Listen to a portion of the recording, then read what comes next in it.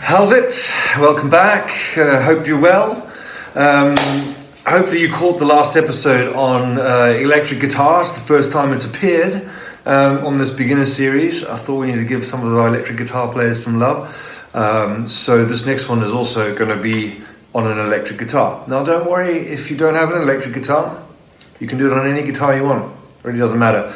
This is going to be useful to you. So far, all the chord stuff we've been doing, or that I've been teaching at least, have been what we refer to as an open chord. That simply means that one of the notes in the chord is an open string, or you haven't fretted it. So our old favorite, the E minor, most of the strings are open. There are zeros in the tab, okay?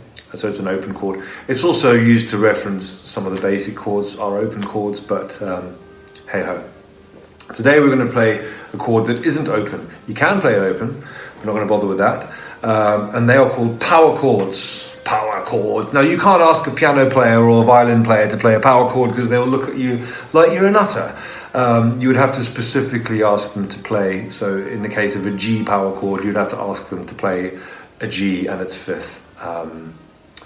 And so on. But don't worry about that. Power chords, it's a guitar term, okay? They go really, really well hand in hand with that rock and roll sound that we spoke about last week, the distortion, the overdrive, or the gain. Okay, they sound really, really good.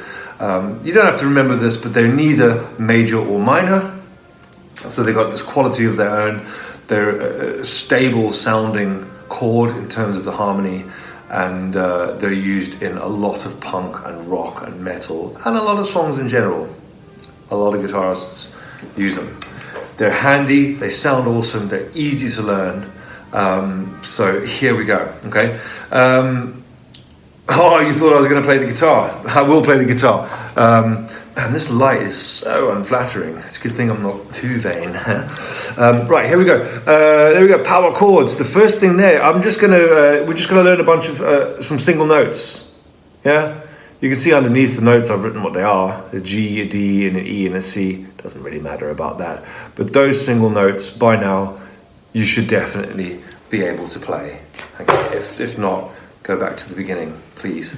Third fret, fifth fret, seventh fret, third fret. Okay, just simply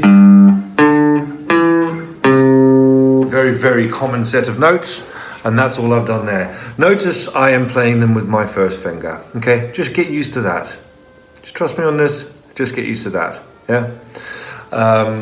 Once you can do that, we're going to turn it from a single note into a chord, and as we know, two or more notes equals a chord, and this is where the power chord situation comes in. So as we can see, we've still got the 3, the 5, the 7, and the other 3. Okay, remember these are on different strings, but now there's two notes. Okay, it's changed the single note, in this case a G, to a G5. The D's changed to D5, E5, and C5, so on, okay? If you ever see that written down, E5, or any letter with a 5 after it, it's a power chord in guitar, okay? Unlike the annoying open G chord that people refer to as G5, which I think is kind of pointless because it's really just G with more D in it. And actually the third is quite low down, so it's kind of muddy, but also brighter because the fifth is above the third. It doesn't matter. But G5 is a power chord, okay? It's two notes, two-note chord. You'll have to pause the tab, but third fret, okay? And then you've got the fifth fret on the other string. Hopefully you can see that all right, okay?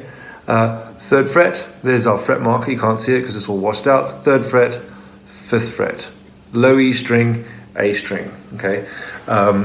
Once you've learned this first power chord, the rest is easy. It really is, okay? So there it is. Third fret, fifth fret, okay? Low E string, third fret, fifth fret. Think of it as the lower number first, okay? 3, 5. Power chord, okay? So it's changed that single note into a two-note chord. Power chord, okay? Now, what you'll notice if you take this pattern and move it to the next set of strings, and then like that, you can see, hopefully, my hand is Doing the same thing, isn't it? Same thing, just moving around, okay? Don't use your middle finger to play a power chord. Don't get it involved, don't be tempted, okay? If you're finding it a bit of a stretch, you can use your pinky instead. You may find that you want to do that, especially if you're a beginner, or you haven't grown into your instrument yet now, if you haven't grown into your instrument yet. But first and third finger or first and pinky, okay? Both acceptable. Right? Don't get the middle finger involved, please. It's going to come in later, okay? So one last time, that's what's happening. Now you can see that 3 to 5 is the same as 5 to 7, okay? 5 minus 3 is 2, 7 minus 5 is 2, 9 minus 7 is 2, and so on. Meaning that they're the same pattern, they're the same shape. It doesn't matter where you play a power chord. There's one from the 1st fret, add 2, 3rd fret. Okay, next string, add 2. 2nd, 4th, 3rd, 5th. We're getting a little bit ahead of ourselves now, but power chords, we can just move them up and down the neck. On the next string. Now the unique way the guitar's tuned, it's not going to work on all strings. The guitar's tuned in that way to make chords easier to play. That's maybe for a later lesson. But mainly keep your power chords for the moment on the strings that I've written down here. Okay. Next step, and I'll play these all for you as examples. Next step is just to add another note. So we started with a single note, we've added a note, and now we're going to add another note. Okay, we can still see we've got the 3 and the 5. The chord hasn't changed, G5. Okay, we just added another note. So 3-5-5 or 5-7-7, 7-9-9. Okay, it's a pattern. It's the same shape. It's the same pattern. We move it around. 3-5-5. Okay, this should be well within your capabilities at this point if you've spent some time following this series, okay? But you can see that no matter where I play that, okay, it's the same shape. Don't get the middle finger involved, it's coming later. If I change strings, it's the same shape, okay? So that example from single note to adding a note to then adding another note will sound about a bit like this. I'm just going to strum the single notes, okay? So, whoopsie, what happened? Haha. Notice I'm using my first finger because that's what's going to be leading it, and that's what needs to lead it. Add in a second note. Now it's a power chord. It's getting fatter. Fat with a P.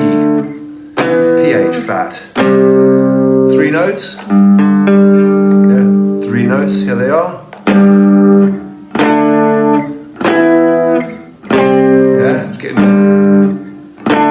Sound, more notes, bigger sound.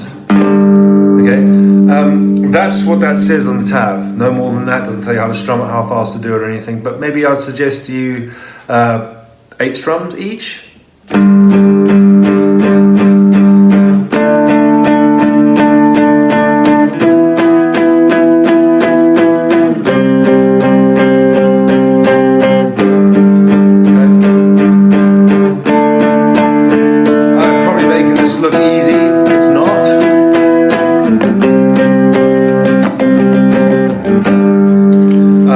Might be wondering, he's strumming all 6 strings when he plays. Don't worry about that. That's a more advanced technique. I'm using the left hand to control the notes. For the moment, I want you to just focus on your accuracy. You're strumming 2 strings or 3 strings as needed. Okay? 1 note is a note. Add in the second note. There's your power chord. It's a G5. Add in another note. It's still a G5. Okay? The lowest note and the highest note are an octave apart. You'll be familiar with that word now, octave. That's a G, that's a high G. You can hear it. The note in between, that's a 5th above the G. It's the 5th note above G in the G major scale. G, A, B, C, D. Bit too advanced, okay? But it's an interesting topic, music, because it's this incredible language that we can use to express anything that we can create in our minds. Like English, it's got its rules and stuff, but it's super versatile. Anyway, power chords. Like I said, they sound good on distortion. So you crank up your distortion. Haha, why is that not working?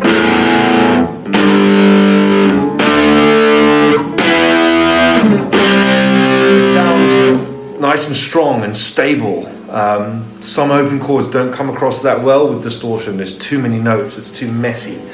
It's like too many ingredients in a dish. They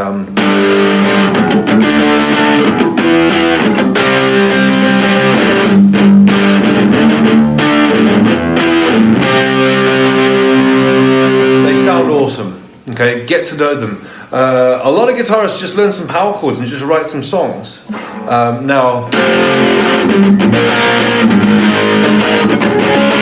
I know for all of you naysayers out there, I'm not playing it like Kurt Cobain plays it, alright?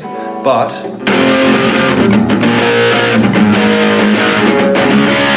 that's a very famous riff that is just using power chords. He's moving from there to there to there, from to there to there. Okay, you can see the hands the same. You can just muck around.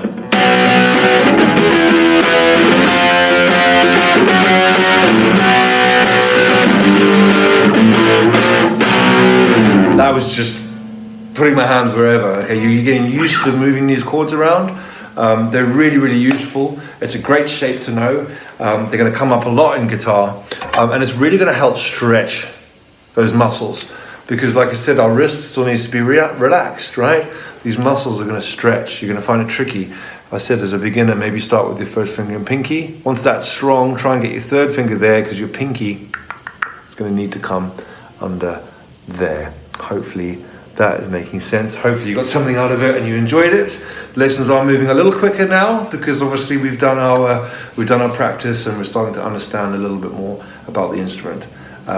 Good luck with it. Have fun. See you next time. Bye.